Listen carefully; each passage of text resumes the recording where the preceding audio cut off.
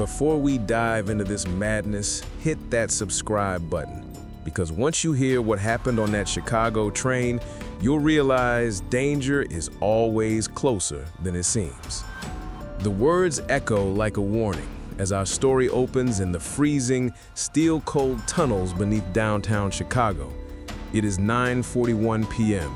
The CTA Blue Line rumbles through the dark, fluorescent lights flickering with each jolt of the tracks. And on the third car from the back, chaos has already carved its place. Passengers later told police the argument started like any other late-night confrontation. Low voices, sharp words, and two people who should have walked away. But by the time the train reached Clark and Lake, screams were ricocheting off the metal walls like gunshots. When first responders stormed the platform, they were hit with the smell of burnt fabric, melted plastic, and fear thick enough to choke on. A woman, later identified as Lena Hart, 27, lay on the concrete, shaking uncontrollably, her clothes scorched and peeling from her skin. A single lighter lay inches from her hand, still warm, still smoking, as if mocking the horror that had just unfolded. Standing over her was a witness, a young man in a delivery uniform, his voice cracking as he held a trembling hand to his mouth. He just poured it on her. He didn't say a word afterward, just lit her and ran. The suspect, a tall man in a dark coat, had vanished into the maze of stairwells before anyone could react. But something about this attack felt different, almost rehearsed. Detective Elijah Rourke, a veteran of Chicago's Violent Crimes Unit, arrived minutes later. He crouched beside Lena, his jaw tightening as paramedics worked frantically. "Miss Hart, can you hear me?" he asked. Her eyes fluttered, glossy with pain. Her voice was barely a thread. "He wanted my bag." That was the first clue, or maybe the first lie. Because when officers searched the crime scene, they found Lena's bag untouched, zipped, and sitting perfectly upright on a seat inside the train, not a single item missing. Rourke felt an old, familiar tension twist in his chest. He'd seen robberies gone wrong. He'd seen random acts of violence. But this felt personal. As Lena Hart was rushed to the hospital in critical condition, officers began canvassing the station. One witness claimed they'd seen the suspect on the platform earlier, pacing, scanning the crowd, almost as if he was waiting for someone. Another swore the two had boarded together. Conflicting stories, shadowy details. Something wasn't adding up. Then 20 minutes into the investigation, Detective Rourke received a call from his partner. "Elijah, you need to get back to the train car," she said, her voice tight, uneasy. "We found something under the seat where the suspect was sitting." Rourke hurried back, boots slamming against the soaked concrete. His partner pointed to a small evidence bag. Inside it was a burned corner of a photograph of Lena. But the twist wasn't the photo. It was the fact that the rest of the photo had been intentionally torn away, as if someone didn't want them to see who was standing beside her. And that missing face would change everything. Detective Rourke stared at the charred fragment of the photograph as the train hummed quietly in the background, empty now, eerily calm, like a crime scene holding its breath. Lena Hart's half-burned smile seemed to mock him from inside the evidence bag.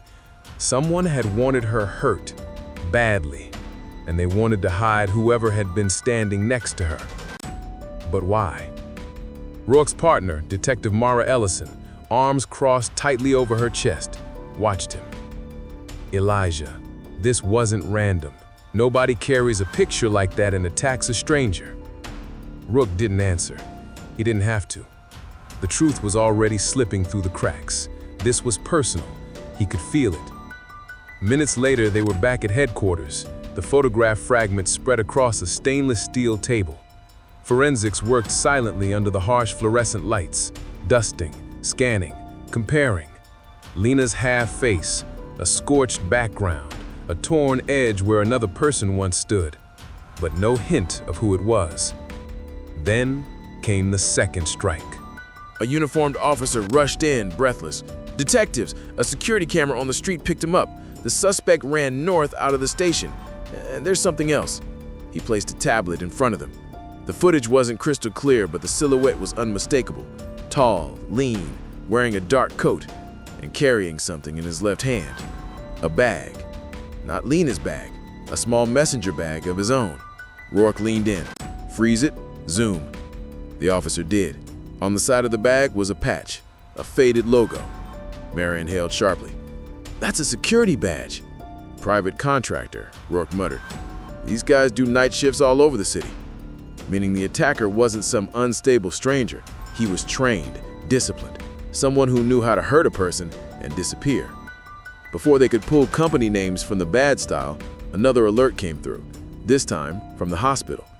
Lena had regained consciousness. Rourke and Mara arrived at the burn unit 30 minutes later. Machines beeped softly around Lena as she struggled to stay awake. Her arms were bandaged, her face pale and fragile. Rourke kept his voice low. "Lena, we found the picture. You were in it. Someone else was too. Who was it?" Her eyes filled with something darker than fear. "Guilt. I can't," she whispered. Mara tried a different angle. "The man who attacked you, did he know you?" Lena looked away, tears sliding down her cheeks. "He said, you shouldn't have run." The detectives exchanged a glance. Run from what? Before Lena could say more, the machines beside her began to spike. Doctors rushed in, ordering the detectives out. They stepped into the hallway, frustration burning in their veins. But the night wasn't done with them yet. An officer jogged toward them from the elevators, panic etched across his face. "Detectives, we found the rest of the torn photograph. It wasn't at the station. Someone delivered it to the precinct front desk minutes ago." Rourke grabbed the evidence envelope and ripped it open. The missing half of the photo showed Lena standing beside a man, the same man seen fleeing on camera. But there was something worse, something none of them expected. The photo was time-stamped. 2 weeks ago. Not years, not months. 2 weeks. And scrawled across the back of the photograph in jagged pen strokes were 4 words that chilled Rourke to the bone. "She belongs to me." The message on the back of the photograph felt like a threat reaching across time, deliberate, possessive, and violent. Rourke stared at the jagged handwriting as if it might suddenly explain itself. Mara glanced over his shoulder, jaw clenched. 2 weeks ago, she muttered. He was in her life recently, close enough to take a picture with her, close enough to feel betrayed. Rourke nodded. This wasn't a spontaneous attack. This was a hunt. The precinct erupted into motion. Officers ran reports, scanned through security firm employee lists, cross-referenced shifts, contracts, termination notices. And there, buried in a stack of HR files, was the breakthrough. Victor Hale, age 34, security contractor, suspended 2 weeks ago for aggressive behavior toward a coworker.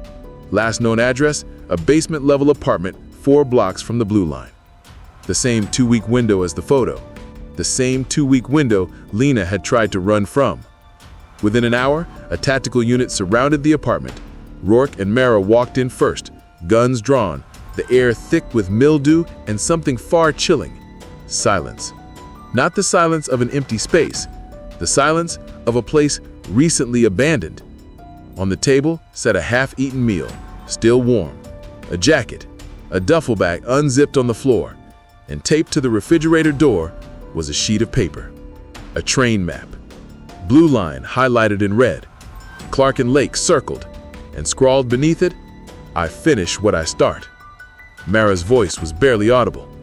He's going back. Rourke grabbed the map. He's planning another attack. They sprinted to the car, sirens slicing through the Chicago night as they sped toward the next station on the route. Dispatch updated them every second. No sighting yet, no new victims, no flames. But the dread built anyway. When they reached the Monroe station, the platform was buzzing with commuters. Normal, loud, oblivious. Rourke scanned every face, searching, hoping to spot the monster before he acted.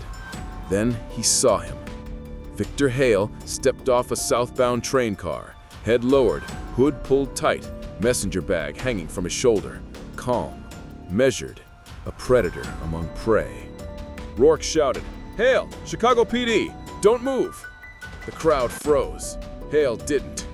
He bolted, Passengers screamed as he shoved his way up the stairs, Rourke on his heels, Mara cutting across the opposite side to flank him. Hale moved with terrifying purpose, like a man with nothing left to lose.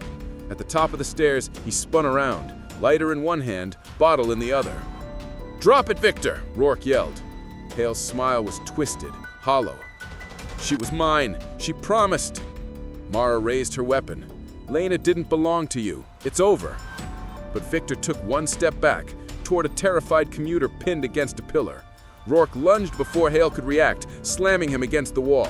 The lighter clattered away, the bottle smashed. Officers rushed in, tackling Hale to the floor. As they cuffed him, he hissed through bloodied lips, "She ran from me. They all run. But fire always makes them stop." Hours later, Rourke visited Lena in the hospital. She was awake now, barely, but her eyes softened with relief when he told her the news. "He can't hurt you anymore." Lena stared at the ceiling, tears slipping down her cheeks. "I thought if I disappeared, he'd forget." Rourke shook his head. "You didn't run. You survived." Outside her room, Mara joined him. "Case closed?" Rourke didn't answer immediately, because on his phone was a new message from an unknown number. No text, just an image. A photograph of Lena. And behind her, a shadowed silhouette that wasn't Victor Hale. A second man. A second threat. A second hunter. Rourke exhaled slowly, the weight of the realization sinking in. Not even close.